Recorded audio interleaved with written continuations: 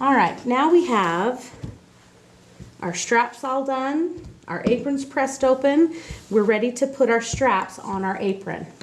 I'm going to use these two as my side straps, so I'm going to set those forward.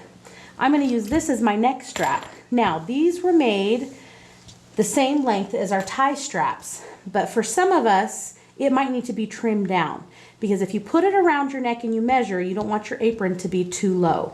So your instructions tell you when you get to this step, you need to get your teacher to measure your neck strap for you. So we've pre-measured this neck strap to fit a student.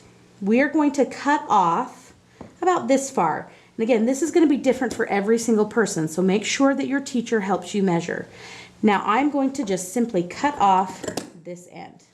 And if you'll notice, this is the end that I sewed. That's okay. We are going to cut that off and throw that away. So now I have my two side straps and my neck strap, which is going to be a little bit smaller. Now I need to pin these to one of my apron pieces. I'm going to take this apron piece and I'm going to put it right side up, right side facing up. My instructions tell me that I need a seam gauge, and I'm going to need to measure my straps in place at 3/4 of an inch. So I'm going to slide this down to 3/4 of an inch, and I'm going to take the open raw side, the side that we did not sew, and I'm going to line it up following the side edge of my apron. It tells us we need to measure 3/4 of an inch from this corner down.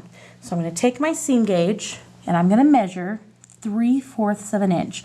I'm going to place the open raw edge against the edge of my fabric. Then I'm going to pin it in place. So get my straight pins and I'm going to pin down and then up. I'm going to pin it right in place. Then I'm going to kind of flatten it out, and my strap should be inside my apron. Then I'm going to take my second side strap. I'm going to do the same thing. The open raw side goes along this side edge, and we're going to measure down 3/4 of an inch from this corner. So I actually need to move that up just a tiny bit. Then I'm going to pin this strap in place. Now, to keep these straps from flying all over the place and getting caught, I'm going to take some safety pins and I'm going to pin them to my apron to hold them in place. So I'm going to take one of my large safety pins and I'm going to pin through the straps and the apron. I'm going to put one here and I'm going to put one down here. This way, they're not going to fly around on me and they won't get caught where they are not supposed to be. Now I'm ready to put my neck strap along the top edge of my apron. So I'm going to fold this up just a little bit so I can reach it. This time I need to pin in 3/4 of an inch this way and 3/4 of an inch this way.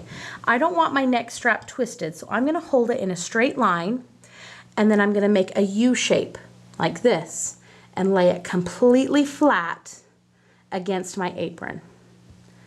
I'm going to measure over 3/4 of an inch and I'm going to pin it right on the edge. Then I'm going to work my way over and do the same thing on this side. I'm going to measure over 3/4 of an inch and I'm going to pin it on this side. Now if you'll notice, when this flattens out, it kind of forms this little U shape. We don't want it twisted. I also recommend that we put another safety pin right here to keep this one in place as well. Next thing we need to do is sew these straps to our apron body piece. So I'm going to sew from here to here, here to here, here to here, and here to here at 1/4 of an inch, which is the outside edge of the presser foot.